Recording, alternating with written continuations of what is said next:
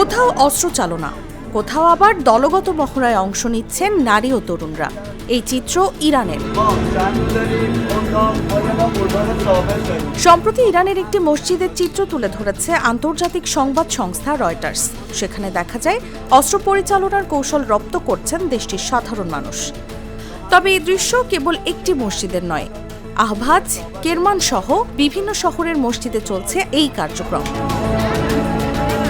মধ্যপ্রাচ্যে বাড়তে থাকা উত্তেজনার আবহে যুদ্ধ প্রস্তুতি আরও জোরদার করছে ইরান। তারই অংশ হিসেবে চলছে এই কার্যক্রম। ইরানের রাষ্ট্রীয় টেলিভিশনে প্রকাশিত ভিডিওতে দেখা গেছে দেশের বিভিন্ন মসজিদের নারী পুরুষ থেকে শুরু করে কিশোর তরুণদেরও দেওয়া হচ্ছে অস্ত্র প্রশিক্ষণ।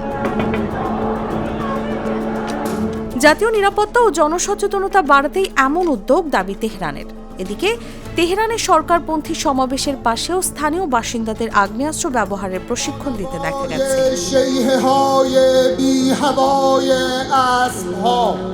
রাষ্ট্রীয় গণমাধ্যম বলছে ইরানের জন্য জীবন উৎসর্গ শীর্ষক প্রচারণার অংশ হিসেবেই এসব আয়োজন করা হচ্ছে।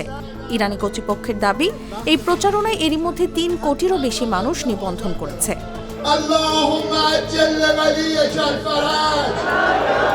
বিশ্লেষকদের মতে যুক্তরাষ্ট্র ও ইসরায়েলের সঙ্গে উত্তেজনার মধ্যেই সাধারণ মানুষকে সম্পৃক্ত করে জাতীয় প্রস্তুতি বাড়ানোর বার্তা দিতে চাইছে তেহরান। নিউজ ডেস্ক, জাগো নিউজ।